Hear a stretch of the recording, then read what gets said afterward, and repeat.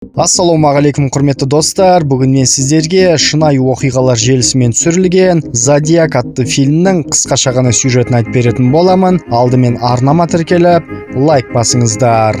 Кеттік ендеше.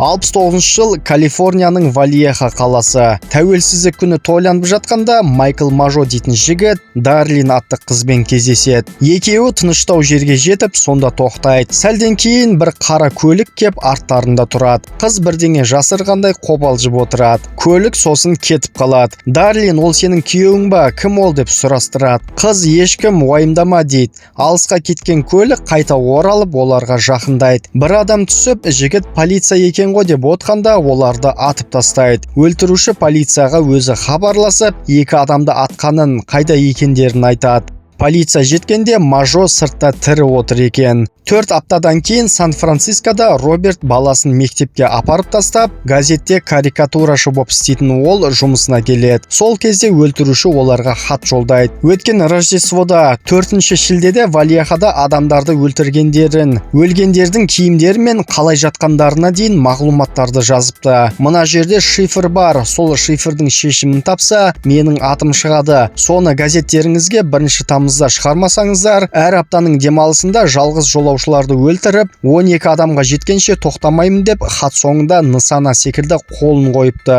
Пол ақпаратты нақтылау үшін полицияға хабарласып, ондағылар деректерді растайды. Сонымен ақылдасып, шифрды газетке шығаруды ұйғарады. ЦРУ, ФБР деген секілді барлық агенттік мекемелер шифрды зерттейді. Кейін бір ұстаздар шифрды газеттен көріп, оның жауабын шешіпті. Соны Пол Робертке көрсетеді. Шифрді мен адамдарды өлтіргенді жақсы көремін. Ең бастысы, мен өлгенде жұмақтан шығамын, ал мен өлтірген адамдар менің құлдарым болады. Атымды айтпаймын, өйткені болашақ ғұмырым үшін құл жинауға кедергі боласыздар деп жазыпты. Содан өлтіруші баспаға тағы хат жолдап, өзін Зодиак деп таныстырады. Арадан 1,5 ай өтіп, Напа өңірінде бір жастар су жағасында демалып жатқанда, қыз біреу келе жатыр, оның қаруы бар деп қорқып тұрады. Маска киген еркек мойнында нысананың суреті бар, ол ақша мен көлік кілтін сұрайды. Жігіт сұрағанын орындағанда, екеуінің де қол аяқтарын байлап, пышақтап өлтіріп салады. Көліктерінің сыртына өзінің белгісімен өлтірген күнін жазып, полицияға 2 адамды өлтірдім деп өзі хабарлайды. Бірақ бұл жақта да жігіт аман қалады. Сөйтіп, қауіпті деген мекендерде коменданттық сағат енгізіліп, халықта абай болуға шақырады. 2 аптадан соң Сан-Францискода бір кісі таксиге отырып, өзінің діттеген жеріне жеткенде шопырды атып тастайды. Тергеушілер Дэйв пен Билл оқиға орнына жетеді. Таксишінің амияны мен көлік кілті жоқ. Артқы орындықта қан болған қолғап жатыр. Содан газетке қайта Зодиактан хат келеді. Таксишіні мен өлтірдім деп дәлел ретінде оның көйлегінің бір бөлігін салып жіберіпті. Дэйв пен Билл газетке жетіп хатты көреді. Зодиак енді автобустағы оқушыларды өлтірем деп жазған екен. Сонымен Биллдар әр өңірде болған өлімге байланысты сол өңірдің полицияларымен сөйлесіп, тергеген ақпараттарымен бөлісуді сұрап, оны табуды ойлайды. Вальехадағылардан тірі қалған Мажомен кездесуді ойлағанда, Маленекс ол ауруханада жатқанда күдіктілердің суретін көрсеттік. Бірақ жазылып шыққаннан кейін ол кетіп қалды, содан жоқ дейді. Біреуінде аяқ киім іздерінің суретін айтып, ол із әскери аяқ киім, оны қарапайым адамдар сатып ала алмайды деп, өлтірушіні әскери адам деп болжайды. Барлық жаңалықта сол өлтіруші туралы айтылып жатады. Полицейлер өз болжамдарымен тергеуге тырысса, ал Полдар өздері журналистік зерттеулерін жасап, ол соңғы жағында жігіттерді тірі қалдырып, қыздарды өлтірді деп өз болжамдарын айтып жатады. Сөйтіп, Зодиакпын деп біреу полицияға хабарласып, телевиденияға шығамын деп, адвокат Мелвин Белайдың болғанын қалайды. Адвокатты студияға шақыртып, Зодиактан қоңырау күтеді. Барлығы теледидарға үңіліп отырады. Зодиакпын деп қоңырау шалып, менің басым ауырып жатыр. Басым бала кезден ауырады. Мен өлтіргенде сол ауру кетеді дейді. Мелвин оған жеке сөйлесейік деп кездесуге шақырады. Зодиак 10:30-да кездесейік деп мекен-жайды айтады. Айтқан жеріне Мелвинді жеткізеді. Зодиакпын дегеннің дауысын аман қалған жігітке естіртеді. Дауысы өте жоғары, жастау сияқты деп оны оның дауысы еместігін айтады. Сөйтсе телевиденияға Зодиак емес, жындыханадан біреу қоңырау шалғандығын біледі. Полиция Зодиактың кім екенін білмей, ешқандай айғақтар мен дәлелдерді таба алмай келеді. 1,5 айдан кейін Зодиак Мелвинге көмек беріңіз деп хат жазады. Соны ол инспекторларға оқып береді. Өз-өзімді ұстау қиын болып жатыр. Мүмкін мен солай 9 болмаса 10 құрбанымды өлтіретін шығарым деп жазған екен. Ол маған үйде жоқ кезде қоңырау шалып, менің үй қызметшімен сөйлесіпті дегенде, Билл сол әйелмен сөйлесуге кетеді. 70-ші жылы шосседе әйелді бір көлік артынан бипылдатып жатып, оны тоқтатады. Үрейленген әйел терезесін ашқанда, бір еркек кеп, сіздің оң жақтағы артқы дөңгелегіңіз салбырап бара жатыр. Не қылса қысып бере аламын деп, әйелдің келісімін алып, дөңгелекті бұрай бастайды. Іште әйелдің қызы барын көреміз. Болғаннан кейін еркек алға шығып кетеді. Әйел айдап сәл жүргеннен кейін көлігі қисалаңдап, дөңгелегі түсіп қалады. Оны еркек қыспай, керісінше босатқанын түсінеміз. Ол шығып қарап тұрғанда,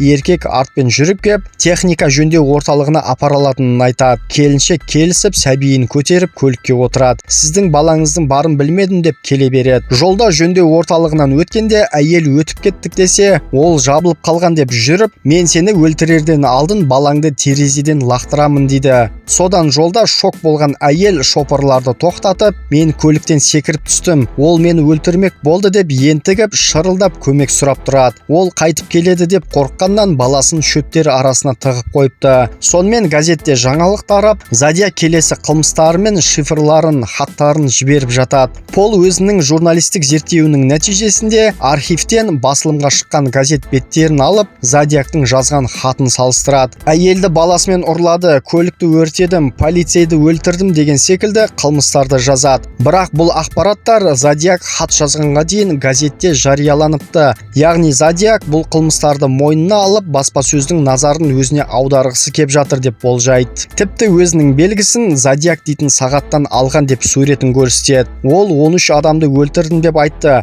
бірақ оған дәлел жоқ дейді Пол. Роберт ойланып қалады. Содан кейін Пол жасырын ақпаршымен жолықпақ болады. Ажырасқан Роберт жеке өмірін реттеу үшін Мелани дейтін қызбен кафеге кездесуге келеді. Пол ақпаршымен кездескеннен кейін жаңалыққа шығып, 66 жылы Риверсайдта болған шешімі ашылмаған кісі өлімі Зодиактың алғашқы шабуылы екенін айтады. Содан Дэйвтер Риверсайдқа жетіп, жергілікті полициямен келісіп, 66 жылы өлім туралы ақпараттарды қарап, жазған хаттарды көреді. Бұның бәрі Полға қалай жетті десе, полицей мен бердім, солай тергеуге көмектескісі келген екен. Бірақ 66 жылы Зодиак жасамады деп ойлайды, себебі күдікті ұсталды. Дәлелдер аз, бірақ біз сол деп ойлаймыз дейді. Зодиак болмауы мүмкін дегенде естіп, бекерден бекер келгендерін түсінгендей болады. Сөйтіп Калифорнияның адамдары атақты қалап, өздерін мен Зодиакпын деп таныстырады. Біреулер танысым Зодиак осылай айт деп еді деген секілді өздері құрастырған әңгімелерін айта бастайды. Бірақ полиция ешқайсысына нанбайды. Тек бір жігіттің айтқандарын мұқият тыңдайды. Ол Ли Аллен атты танысы Зодиак жасаған қылмыстарды басында жоспар ретінде маған баяндаған деп, сол Ли Зодиак екеніне сенеді. Мектептегі жұмысынан айырылғанына ашуланып, кішкентай балаларды өлтірем деп айтқан еді. Ли балаларға қол сұққаны үшін оны мектептен шығарғанын тексеріп біледі полиция. Билл Лидің екі қолмен жақсы жазатынын біліп алып, бастығына ол қалыпты жағдайда сол қолмен жазса, Зодиактың хатын оң қолмен жазады. Одан Зодиак деп күдіктенеді. Оның жұмыс орнына сұрақ жауап алу үшін келеді. Дэйв оның қолындағы сағатты байқайды. Сіз екі қолыңызбен де жаза аласыз ба десе, тек сол қолмен жазатынын айтады. Сіз оқушыларды өлтіремін деп айтыпсыз дегенде, оның бәрі өтірік деп, мен Зодиак емеспін. Болған күннің өзінде сіздерге айтпас едім дейді. Сағатыңызды көрсем бола ма деп сұрап алып, сағат Зодиак фирмасының шығарылымы екен. Сонымен полицейлердің күдіктері одан сайын күшейіп, 72-ші жылы Дэйвтер ордер алып, Лидің трейлеріне жетіп, есігін қақса, ешкім ашпайды. Өздері кіріп, ақырындап қарай бастайды. Солай олар екі тапанша мен бір мылтық табады. Кейін Лидің өзі де келеді. Содан тексере келе күдікті Лидің Зодиак еместігі анықталады. Яғни ешқандай айғақтар, тіпті екі қолмен жазған жазуы да Зодиактікімен сәйкес келмейді екен. Пол жұмыстан кетіп, орнына басқа журналист келеді. Арадан 4 жыл уақыт өтеді. Билл да өзінің бөлімшесінен ауысып, басқаға баратынын Дэйвке айтады. Ал Роберт Меланимен бірге тұрып жатқанын балаларды жатқызу керек деген сөзінен түсінеміз. Роберт Зодиак туралы газеттен жинаған ақпараттарын қарап отырып, ол туралы кітап жазуды ойлап, Дэйвке келеді. Зодиактың бірінші жіберген шифрын зерттей келе, ол шифрды ойлап табу үшін сызбалар мына кітаптарда бар деп шығарады. Өзінің зерттеп жүргенін көрсетіп, Дэйвтен көмек сұрайды. Дэйв оны өңірдегі полицейге бағыттайды. Ол сол жақтағы полицейлермен мені Дэйв жіберді деп амалын тауып, олармен тілдеседі. Сөйтіп Вальехаға келіп, ондағы полицейді де ақыры көмек беруге көндіреді. Бірақ ешқандай көшіру жоқ, тек есіңізде сақтайсыз деп мұрағатқа кіргізеді. Роберт қораптарды ашып, ішіндегі істерді оқи бастайды. Барынша есте сақтауға тырысып, барлық айғақтарды қарап, қораптарды кезек-кезегімен аша береді. Болған соң тез кафеге кеп, есінде қалған негізгі нәрселерін қағазға түртіп қояды. Білгендерімен Дэйвпен бөлісіп, Мажоға күдіктілердің түрін көрсетті ма? Себебі ол Зодиактың түрін маскасыз көрген,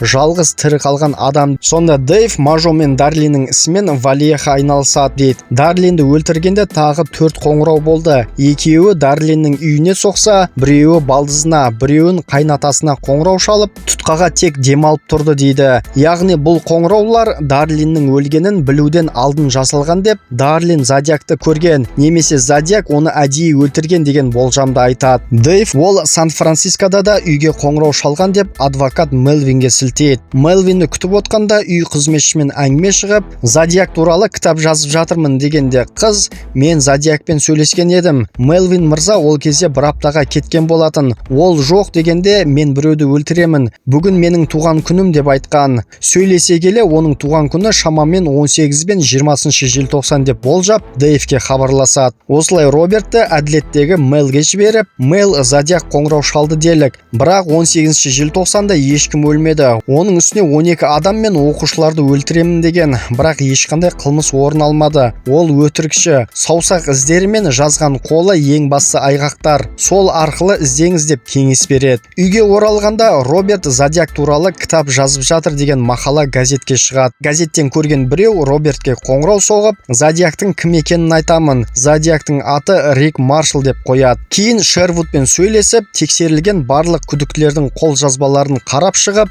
ешқайсысы Зодиак еместігін анықтаған. Тіпті таксидегі қалдырылған саусақ іздері де күдіктілердікімен сәйкес келмегендігін айтады. Шервуд тексергендердің ішінде Рик болмағандығын жеткізеді. Роберт үйде жүргенде оған біреу телефон шалып, тұтқаға тек демалып қана қояды.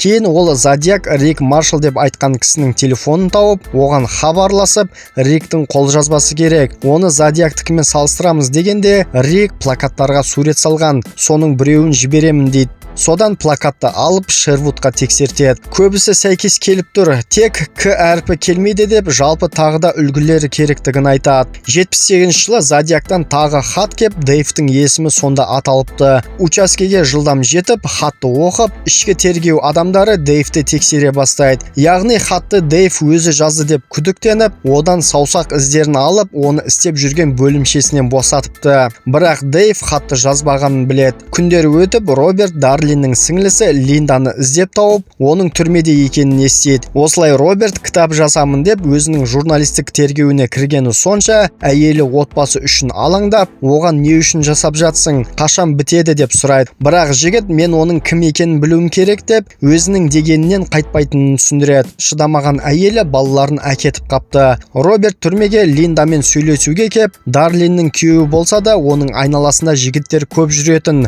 Бір жігіт біртүрлі болатын, оған сыйлықтар әкелетін. Дарлин онымен не үшін дос болғанын білмеймін, бірақ бірде Дарлинге біреуді өлтірдім деп айтқан екен.